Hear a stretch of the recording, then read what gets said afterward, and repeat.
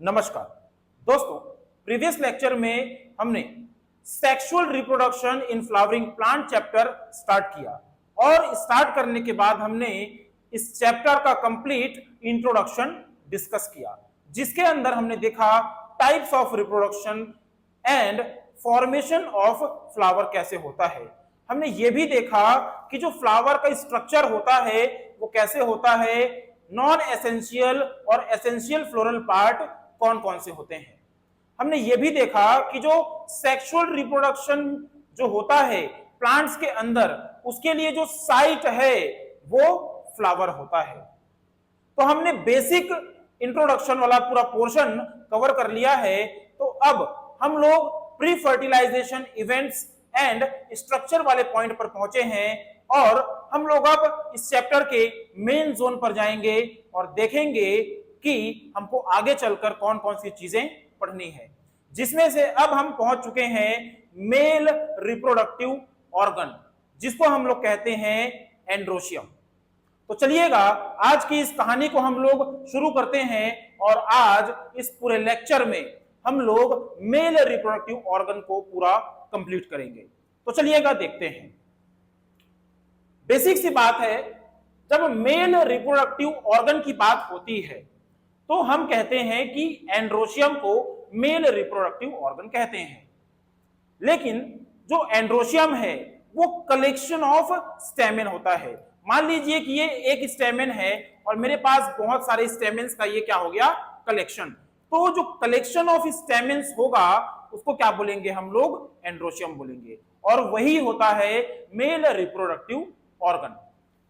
अब देखिए, जब हम टिपिकल स्टेमेन की स्ट्रक्चर देखेंगे, चूंकि हमारे सिलेबस में स्टेमेन को पूरा डिटेल में दिया हुआ है, outer structure, morphology, internal structure, anatomy, और उसके अंदर जो प्रोसेस होगा उस पूरी प्रोसेस को भी दिया हुआ है, तो उसी को देखना है। जब हम एक टिपिकल स्टेमेन को देखते हैं, जब हम एक टिपिकल स्टेमेन को देखते हैं तो हमको उसके अंदर दो स्ट्रक्चर्स देखने को मिलती हैं, जिसमें से पहली स्ट्रक्चर है हमारे पास एंथर, जिसको हम लोग कहते हैं बाइलोब्ड एंथर। और इस बाइलोब्ड एंथर से एक लॉन्ग सिलेंड्रिकल, है ना, एक लॉन्ग सिलेंड्रिकल पार्ट लगा हुआ है, जिसको हम लोग कहते हैं क्या, फिलामेंट। तो एंथर और फिलामेंट मिलकर बनाते हैं स्टेमेन। और जब एक जो फ्लावर होता है उसके अंदर बहुत सारे जब स्टेमेन, कलेक्शन ऑफ स्टेमेन होता है, उसको हम लोग कहते हैं क्या, एंड्रोशियम। यहां तक की बात क्लियर होनी चाहिए। अब हम देखते हैं कि भाई जब एंथर जो होता है वो बाइलोब्ड स्ट्रक्चर लिए होता है। क्या होता है यहां पास, एक टिपिकल एंजियोस्पर्मिक प्लांट का जो एंथर होता है वो बाइलोब जो होता है, और उसका जो लॉन्ग सिलेंड्रिकल जो फिलामेंट है वो क्या होता है। देखिए इस डायग्राम को देखेंगे, इस डायग्राम में हमने बनाया है यहां पास बाइलोब्ड एंथर, यहां पास है लॉन्ग सिलेंड्रिकल फिलामेंट। फिलामेंट जो लगा हुआ है वो थैलेमस से लगा हुआ है। This is a thalamus of a typical flower. ये फ्लावर का थैलेमस है और ये है हमारा पेडिसल, जिसको हम लोग डंठल भी कहते हैं। तो यहां पास थैलेमस से ये फिलामेंट का जो नजदीक वाला रीजन है, जिसको हम लोग कहते हैं प्रॉक्सिमल पार्ट, तो क्या है, proximal part of the filament is attached to thalamus. Thalamus petal और टेपल्स के साथ भी जुड़ा हुआ आपको देखने को मिल सकता है। टेपल के बारे में आपको बता दूं, टेपल एक ऐसी स्ट्रक्चर है जिसमें हमको पेटल और सेपल में डिफरेंशिएट करते नहीं बनेगा, उसको हम लोग कहते हैं टेपल। तो फिलामेंट का प्रॉक्सिमल पार्ट तो थैलेमस से जुड़ा हुआ है, और फिलामेंट का जो दूर वाला पार्ट है, जो डिस्टल पार्ट है, वो बाइलोब्ड एंथर से जुड़ा हुआ है। यहां तक की बात आपको क्लियर होनी चाहिए। अब हमारी एनसीईआरटी में कह रहा है कि भाई जो बाइलोब्ड एंथर है और फिलामेंट है, उसी के बारे में कह रहा है कि number and length of anther and filament, anther and filament, anther and filament. जो एंथर और फिलामेंट है किसी भी फ्लावर के अंदर, मैं यहां पास एक छोटा सा डायग्राम से आपको समझाता हूं। यह है हमारे पास थैलेमस, ठीक है। यहां पास हमारे पास क्या है, ये एंथर, ये फिलामेंट, और ये ऐसा है ना। यहां पास हमने एक फीमेल रिप्रोडक्टिव पार्ट बना दिया, ये। तो जो एंथर है, ये जो एंथर है और जो ये फिलामेंट है, इसकी जो लेंथ है और जो नंबर है वो वेरी करता है। कैसे करता है, किसी में 2 होंगे, किसी में 4 होंगे, किसी में ये छोटे भी होते हैं, ऐसे इनका साइज छोटा भी हो सकता है और इनका साइज बड़ा भी हो सकता है। जो जब हम लोग पॉलिनेशन पढ़ेंगे तब हम देखेंगे कि इनकी साइज में डिफरेंशिएशन क्यों पाया जाता है, इनमें डिफरेंस क्यों पाया जाता है, इसकी इंपॉर्टेंस क्या है, ठीक है। तो नंबर कितने नंबर में होंगे वो भी वेरी कर सकता है और इनकी लंबाई भी वेरी कर सकती है, छोटा भी हो सकता है, बड़ा भी हो सकता है। एक फ्लावर के अंदर ही छोटा एंथर और बड़ा एंथर दोनों देखने को मिल सकता है। तो यहां तक की बात आपको क्लियर होनी चाहिए कि different different type of species के जो फ्लावर्स होंगे उनके अंदर नंबर और length of anther and filament जो होंगे वो क्या करेंगी, वेरी करेगी, अलग अलग होगी। अब एनसीईआरटी इसी के जस्ट आगे बोल रहा है कि भाई जो लास्ट लाइन है उस पैराग्राफ का, attachment of filament to anther, जो एंथर है उसका अटैचमेंट फिलामेंट के साथ। देखिए यहां पास ये एंथर है, ये फिलामेंट, तो ये दोनों एक पॉइंट से जुड़े हुए हैं, एक पॉइंट से जुड़े हुए हैं, ठीक है, किसी पॉइंट से जुड़े हुए हैं। तो यहां पास 2 टाइप के आपको एंथर देखने को मिल सकते हैं। एक वो जिसमें बेस ऑफ जो फिलामेंट है, जो फिलामेंट है वो एंथर के बेस से जुड़ा हुआ होगा। देखिए यहां पास किससे जुड़ा हुआ है, base of the anther, base of the anther. Filament कहां से जुड़ा हुआ है, बेस ऑफ द एंथर से। और दूसरी चीज है कि जो फिलामेंट है वो, ये जो फिलामेंट है ये एंथर के पूरे बीचों बीच ऐसे रन कर जाएगा। Filament runs along the anther, तो ये जो फिलामेंट है वो पूरा का पूरा ऐसे चला जाएगा, इसके पूरे शेप में ऐसे चले जाएगा। तो इस तरीके से आपको ये देखने को मिल सकता है, ये पूरा इसमें धंस जाएगा, ऐसे पूरा जुड़ा हुआ रहेगा। तो ये तो हो गई हमारी पहला पैराग्राफ में ये चीज दिया हुआ है। अब हम जब उस पैराग्राफ से आगे बढ़ते हैं तो आपको उसी पैराग्राफ में थोड़ा सा ये बोल रहा है कि आप थोड़े बहुत स्ट्रक्चर्स लीजिए अलग अलग फ्लावर्स के, उसके एंथर और जो फिलामेंट है उसकी साइज और शेप को और अटैचमेंट ऑफ फिलामेंट को एक बार आप स्टडी कीजिए, जो कि हमारे उतना ज्यादा यूजफुल नहीं है। ये 11th 12th के बच्चों के लिए जो प्रैक्टिकल वगैरह करते हैं उनके लिए होता है। देखिए जब हम उसके अगले पैराग्राफ में आते हैं एनसीईआरटी के, तो हमको एक स्ट्रक्चर दी हुई है और उस स्ट्रक्चर को हम स्टार्ट करते हैं। कह रहा है कि a typical angiospermic anther is bilobed. कितना होता है, बाइलोब्ड होता है। ये जो हमारे पास है ये एक एंथर है, ये है बाइलोब्ड, इसके अंदर 2 लोब हैं। अब यहां से हम जब इसको सेपरेट करते हैं तो ये हो गया सेपरेट, ये हो गया क्या, बीच से सेपरेट, ये हो गया फर्स्ट लोब और ये हो गया हमारा सेकंड लोब। तो 2 लोब है और कह रहा है कि ईच लोब हैविंग 2 थीका। इसके अंदर ये देखिए ये लोब है, इसके अंदर ये वाला जो पोर्शन है this is 1 theca, this is second theca, ये हो गया सेकंड लोब में तीसरा थीका और ये हो गया चौथा थीका।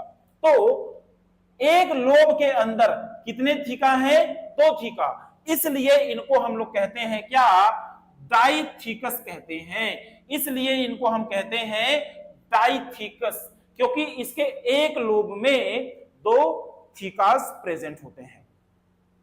तो यहां तक की बात हो गई कि एक लोब में 2 थीका, तो 2 लोब में 4 थीका।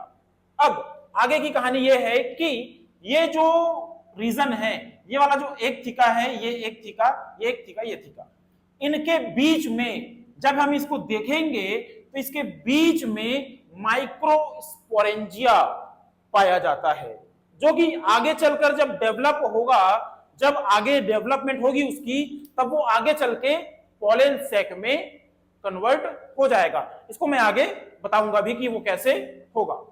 देखिए, अब कह रहा है कि जो एंथर है इसके अंदर चारों कॉर्नर्स पर माइक्रोस्पोरेंजिया है, मतलब एक लोब में 2 माइक्रोस्पोरेंजिया, तो 2 लोब में 4 माइक्रोस्पोरेंजिया। आपकी एनसीईआरटी में ये एक डायग्राम दिया हुआ है, इस डायग्राम में यहां पास दिखाया हुआ है, ये बेसिक डायग्राम है। इसके आगे हम लोग जब बढ़ेंगे तो हमको माइक्रोस्पोरेंजिया कंप्लीट स्ट्रक्चर डील भी करना है। तो ये जो स्ट्रक्चर है इसमें 4 माइक्रोस्पोरेंजिया 4 कॉर्नर्स पे लगे हुए हैं। अब देखिए, ये तो हो गया माइक्रोस्पोरेंजिया थीका लोब्स। अब कह रहा है कि जो ये 1 लोब है और 2 लोब है, दोनों लोब के बीच में एक लॉन्गिट्यूडिनल ग्रूव होता है।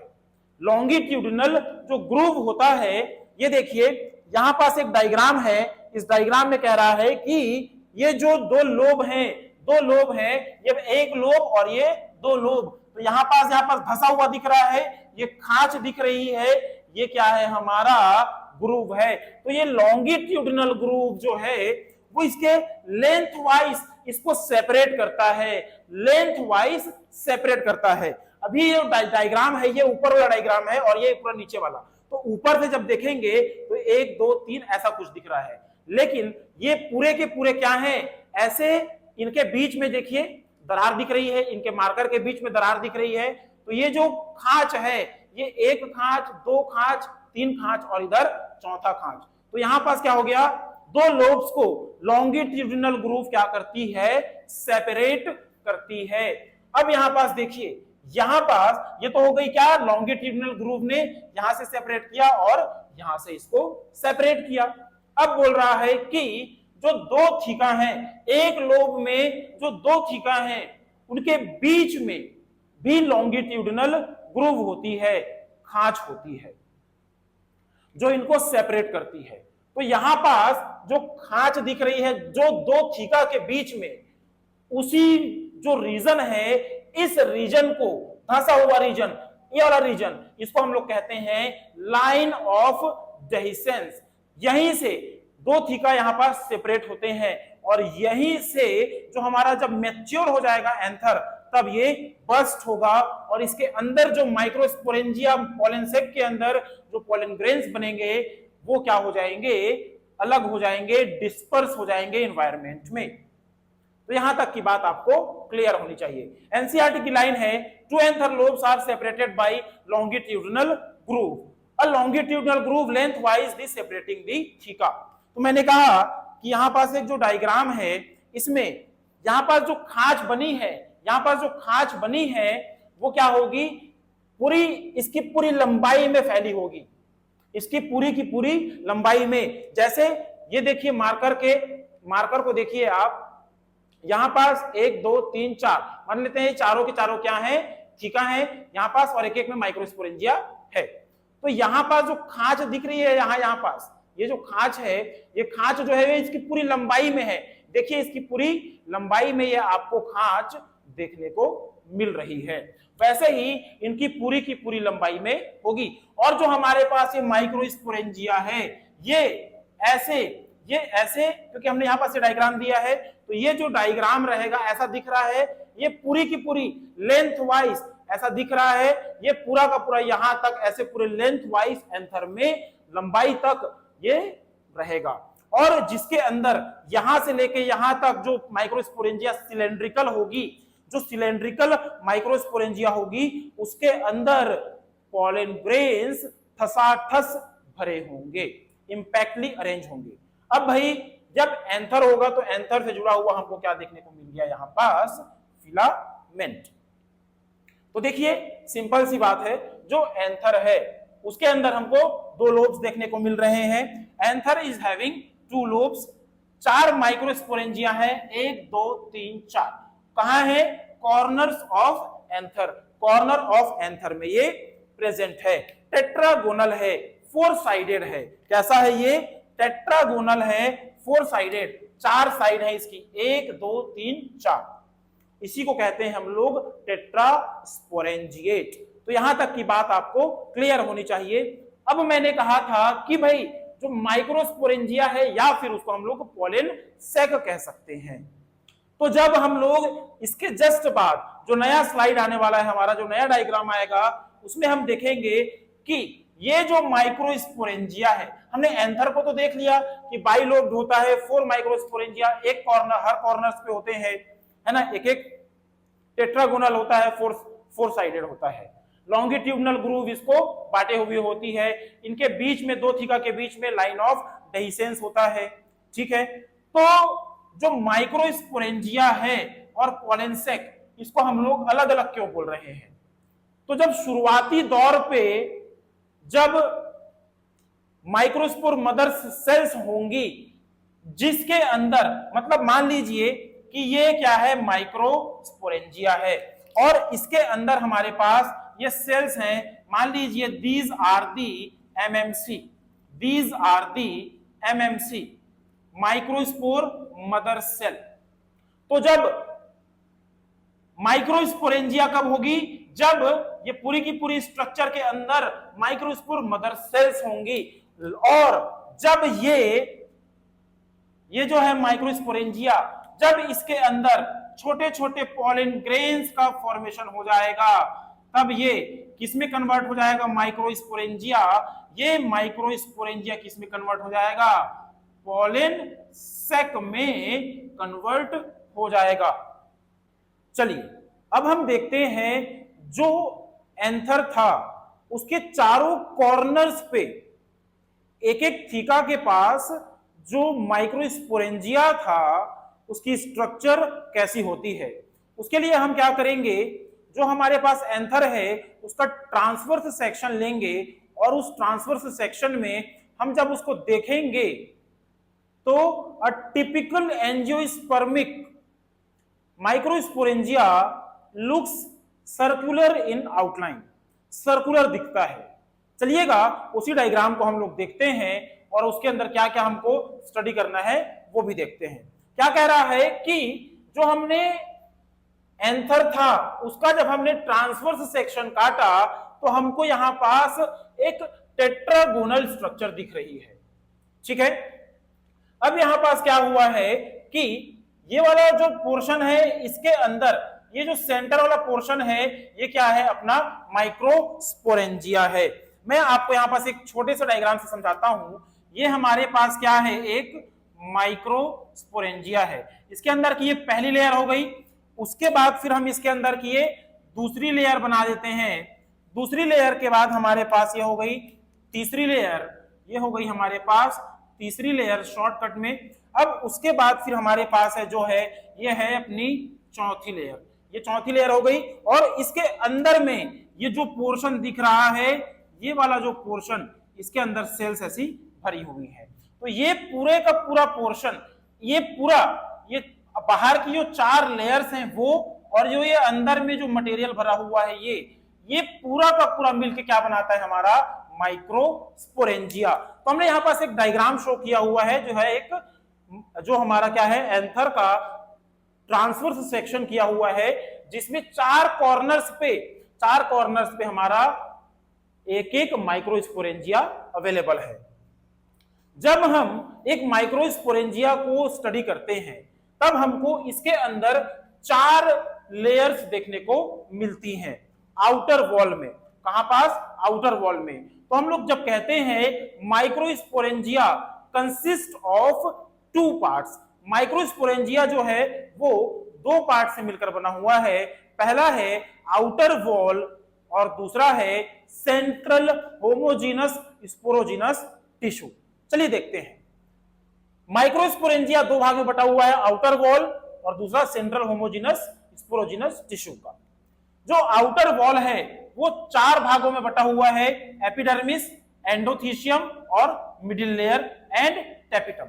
इस डायग्राम में देखिए, जो सबसे आउटर वॉल है, सबसे बाहर की जो वॉल है वो है हमारे पास एपिडर्मिस, जो कि है हमारे पास सिंगल लेयर, जो क्या है हमारे पास सिंगल लेयर है। और दूसरा जो हमारे पास यहाँ पास डायग्राम में दिख रहा है लेयर, वो है हमारे पास एंडोथीशियम, जो भी क्या है सिंगल लेयर होता है। कैसा होता है? सिंगल लेयर होता है। अब यहां पास एक लाइन में आपको बता रहा हूं कि जो एंडोथीसियल सेल्स होती हैं वो फाइब्रस थिकनिंग जमा कर लेती हैं अपनी इनर वॉल और रेडियल वॉल में, और ये कुछ के बाद क्या बन जाती हैं? डेड हो जाती हैं। तो देखिए, एंडोथीसियल सेल्स डेवलप करती हैं फाइब्रस थिकनिंग, है ना, इनर वॉल और रेडियल वॉल के पास, जिसके वजह से क्या हो गया? अल्फा सेल्यूलोज का क्या बना लिया ने? अल्फा सेल्यूलोज का फाइब्रस थिकनिंग बनाया, जिसके वजह से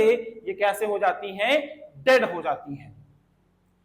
अभी हम आगे जब पढ़ेंगे डेहिसेंस ऑफ एंथर, तब वहां पास मैं आपको बताऊंगा कि कौन कौन सी लेयर्स हमारे लिए बहुत ज्यादा इंपॉर्टेंट है। अब उसके बाद जब हम देखते हैं, इसमें से जो मिडिल लेयर दिख रही है ग्रीन कलर से, मिडिल लेयर होती है 1 से 3 लेयर्स की, 1 से 3 लेयर्स की होती है मिडिल लेयर स्पेशली। और ये है एनसीईआरटी में गिवन नहीं है कि ये डिजनरेट हो जाता है ना, किसको नरिशमेंट देने के लिए? एमएमसी को नरिशमेंट देने के लिए ये डीजेनरेट हो जाता है। ये हमारी हायर क्लासेस की बुक्स में है, लेकिन ये चीज मैं आगे चल के आपको और समझाऊंगा ही। अब यहां पास अगर आपको एग्जाम्स में पूछ लिया जाए कि भाई tapetum is the most inner most layer, it is the inner most layer and it provides nourishment किसको? डेवलपिंग माइक्रोस्पोर मदर सेल्स और पोलन ग्रेन को। एनसीईआरटी में दिया हुआ है पोलन ग्रेन। तो आपको अगर कभी पूछ लिया जाए एग्जाम में कि जो पोलन ग्रेन है या फिर जो एमएमसी है, उसको नरिशमेंट देने का काम कौन करता है, तो आप बोलेंगे क्या? टेपिटम। लेकिन आपको यह भी याद रखना है कि जो मिडिल लेयर है वो एमएमसी को नरिशमेंट देने के लिए क्या हो जाती है? डिजनरेट हो जाती है। मतलब अपना न्यूट्रिशन दे देगी, उसके बाद फिर ये खुद ब खुद डिजनरेट हो जाएगी। जब हम मैच्योरिटी की बात करेंगे तो टेपिटम भी जो है वो क्या करेगा? पोलन ग्रेन और एमएमसी को अपनी एनर्जी देके, अपना जो है मटेरियल देके, फूड मटेरियल देके, ये भी लास्ट में डिजनरेट हो जाता है। तो चलिए उसको देखेंगे। अब क्या है कि बोल रहा है कि जो टेपिटम है, जो कि हमारे पास चौथा लेयर है, जो चौथा लेयर है वो क्या है? टेपिटम उसके अंदर जो प्रोड्यूस करता है, टेपिटम प्रोड्यूसेस, है ना, क्या? लिपिड रिच यूबिस्ट बॉडीज या फिर यूबिस्ट ग्रैन्यूल्स प्रोड्यूस करता है। कौन? टेपिटम, जिसके अंदर में स्पोरोपोलेनिन होता है, which is the strongest material in the living world, ठीक है, जो कि पोलन ग्रेन के एग्जाइन को बनाने में हेल्प करता है। अभी जब हम लोग देखेंगे माइक्रोस्पोरेजेनेसिस के बाद डेहिसेंस ऑफ एंथर, और डेहिसेंस ऑफ एंथर के बाद जब हम पोलन ग्रेन देखेंगे, तब मैं आपको स्पोरोपोलेनिन और यूबिस्ट बॉडी का पूरा डिटेल मैकेनिज्म समझाऊंगा। अब यहां पास एक पॉइंट और है कि जो टेपिटम है वो सीक्रेट करता है एक एंजाइम जिसको कहते हैं कैलेज। क्या है? कैलेज, जो पोलन टेट्राड जब हम आगे देखेंगे तो मान लीजिए कि ये एक सेल है, इसके अंदर पोलन टेट्राड है, मान लेते हैं ये हमारे पास क्या है? Pollen tetrad. अब इसके बाहर में क्या होता है कि एक ऐसी कीचड़ जैसी लेयर बन जाती है। वो कैसे बनती है वो भी मैं बताऊंगा, जिसको हम लोग क्या बोलते हैं? कैलेज वॉल। जो पोलन टेट्राड होगा उसके बाहर में कैलेज वॉल होगी। जब इसको डिजनरेट करने के लिए, इसको तोड़ने के लिए, पोलन ग्रेन्स को फ्री कराने के लिए कैलेज एंजाइम सीक्रेट करता है। कौन? टेपिटम, जो कि क्या करने में हेल्प करता है? कैलेज वॉल को पोलन टेट्राड के बाहर से तोड़ने का काम करता है। अब देखिए, अब हमने देख लिया epidermis, endothecium, middle layer and tapetum. ये तो हो गई हमारे पास आउटर वॉल, जो कि इसमें से जो आउटर वॉल है उसकी जो 3 लेयर्स हैं, पहली लेयर कौन सी है हमारे पास, एपिडर्मिस, एंडोथीशियम और मिडिल लेयर। ये तीनों मिलकर प्रोटेक्शन इन यंग एंथर में क्या करते हैं, ये लोग यंग एंथर में प्रोटेक्शन का काम करते हैं, ये तीनों लेयर्स मिलकर। और जब एंथर मैच्योर हो जाता है तब यही 3 लेयर्स मिलकर डेहिसेंस ऑफ एंथर, मतलब एंथर को टूटने में हेल्प करती है, जिसके वजह से जो पॉलन ग्रेन्स बने हुए रहेंगे वो एनवायरनमेंट में डिस्पर्स हो जाते हैं। तो यहां तक की बात आपको क्लियर होनी चाहिए कि एनसीईआरटी की लाइन है कि this outer 3 layers perform the function of protection in young anther and mature anther में मैकेनिज्म ऑफ डेहिसेंस करते हैं। एनसीईआरटी की लाइन है, जितनी भी चीजें लिखी हुई हैं सब एनसीईआरटी की बात है, ये वाला पॉइंट छोड़ के। चलिए अब देखिए आउटर वॉल तो हो गया, अब इसके अंदर में जो यहां पास ब्लैक कलर का दिख रहा है इसके अंदर सेल्स हैं, तो जो सेंटर में है वो है क्या, होमोजीनस टिश्यू है। क्या है, होमोजीनस टिश्यू। चलिए अब हम देखेंगे माइक्रोस्पोरोजेनेसिस कि माइक्रोस्पोर्स का फॉर्मेशन कैसे होता है। हमने पिछली स्लाइड में देखा कि जो माइक्रोस्पोरेंजियम है उसकी आउटर जो 4 वॉल्स होती हैं उसके अंदर में सेंटर में होमोजीनस स्पोरोजिनस टिश्यूज का होता है ग्रुप। अब वहां से माइक्रोस्पोर्स का फॉर्मेशन कैसे होता है और टेपिटम कैसे कैलोज को डिसॉल्व करने वाला एंजाइम सिक्रीट करता है, पूरा प्रोसेस समझते हैं। देखेंगे यहां पर कह रहा है कि जो यहां पर सेंटर वाला पार्ट है माइक्रोस्पोरेंजियम का, होमोजीनस स्पोरोजिनस टिश्यू जो कि है diplontic group of similar sales हैं। यहां पर जितने भी सेल्स हैं वो क्या होंगी, समान होंगी, एक समान होंगी। अब इसके अंदर जितनी भी सेल्स हैं, each cell of this tissue is MMC या फिर पीएमसी, माइक्रोस्पोर मदर सेल या फिर पॉलन मदर सेल। अब यहां पास एमएमसी में माइक्रोस्पोर मदर सेल में क्या होगा, मियोटिक डिवीजन होगा, मियोसिस होगा, जिसके परिणाम स्वरूप ईच सेल, जिसके परिणाम स्वरूप क्या होगा, यहां पास माइक्रोस्पोर टेट्राड बनेगा। माइक्रोस्पोर टेट्राड के बनने के बाद वो पॉलन ग्रेन में कन्वर्ट हो जाएगा। एनसीईआरटी में एक लाइन लिखा हुआ है बहुत इंपॉर्टेंट कि each cell is potential pollen, each cell is potential pollen या फिर माइक्रोस्पोर मदर सेल, याद रखेंगे।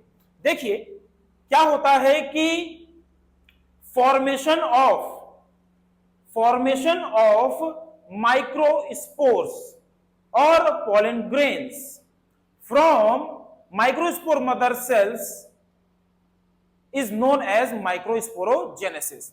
मतलब यह है कि ये जो होमोजेनस स्पोरोजेनस टिश्यू है जिसके अंदर से हमने यहां पास एक एमएमसी लिया है या फिर पीएमसी, एमएमसी में मियोसिस के थ्रू, मियोटिक डिवीजन के थ्रू माइक्रोस्पोर्स का बनना या पॉलन ग्रेन्स का बनना ही क्या कहलाता है, माइक्रोस्पोरोजेनेसिस। एक बार और देखेंगे, एमएमसी में मियोटिक डिवीजन के बाद माइक्रोस्पोर्स और पॉलन ग्रेन्स का बनना ही क्या कहलाता है, माइक्रोस्पोरोजेनेसिस। अब देखिए यहां पास क्या है, जो एमएमसी है इसमें जब मियोटिक डिवीजन हुआ तो यहां पास बना 4 माइक्रोस्पोर, लेकिन ये सभी के सभी क्या है, क्लस्टर में जुड़े हुए हैं, गुच्छे में हैं, इसलिए इसको कहते हैं माइक्रोस्पोर टेट्राड, याद रखेंगे। अब इनके अंदर फर्दर डेवलपमेंट होगा।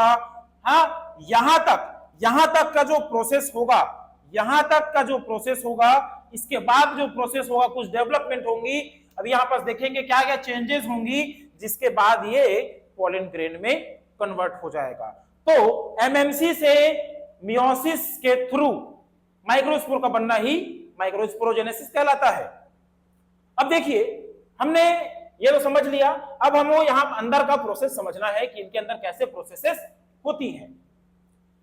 हमने यहाँ पर ड्रॉ किया है एक माइक्रोस्पोरेंजिया, जिसका हमने क्या किया है, इनर मोस्ट लेयर टैपिटम तक दिखाया, ऊपर के 4 लेयर हमने नहीं दिखाए हैं।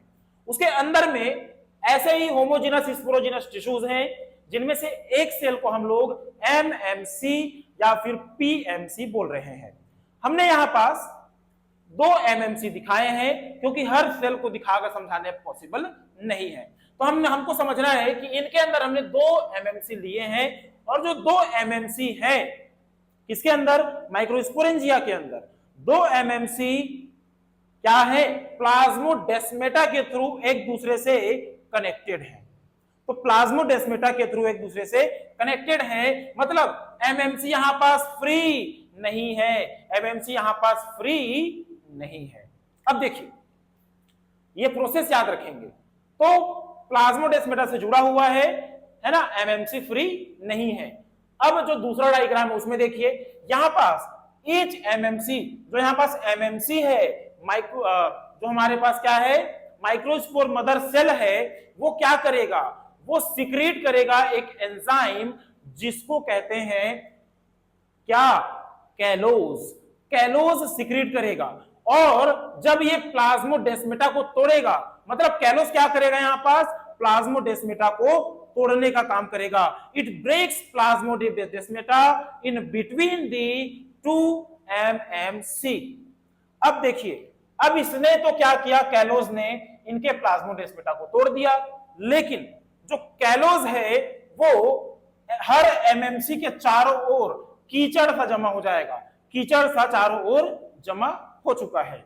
अब देखिए, अब ये वाला जो प्रोसेस है यहां से हम लोग देखते हैं, यहां पर हमने 2 एमएमसी शो किए हैं। अब हम इसमें से एक एमएमसी को लेंगे और उसके थ्रू समझते हैं। देखिए डायग्राम बी, इसके अंदर पहला है, दूसरा, तीसरा, चौथा, 4 स्टेप्स पढ़ेंगे। पहले में एमएमसी है, ये एमएमसी है, एमएमसी और उसके बाहर में कैलोज एंजाइम है, बाहर में टैपिटम, ये पूरा का पूरा क्या है अपना माइक्रोस्पोरेंजिया। अब इसमें होगा क्या, मियोसिस। एक सेल का देख रहे हैं हम लोग कैसे पूरा प्रोसेस कैसे बनेगा, माइक्रोस्पोरोजेनेसिस कैसे हो रहा है। तो जो एक एमएमसी है उसमें हो जाएगा क्या, मियोटिक डिवीजन या फिर मियोसिस। अब इसमें मियोसिस हो गया भाई, तो क्या होगा, जो यहां पास मामला है वो एमएमसी जब मियोटिक डिवीजन करेगा तो ये क्या बना लेगा, 4 माइक्रोस्पोर, और ये क्लस्टर्स में जुड़े होंगे, गुच्छे में जुड़े होंगे, तो इसी को कहेंगे 4 माइक्रोस्पोर्स या फिर 1 माइक्रोस्पोर टेट्राड। एक ही में जुड़ा हुआ है देखिए, तो 1 माइक्रोस्पोर टेट्राड यहां पास बन चुका है मियोसिस के थ्रू।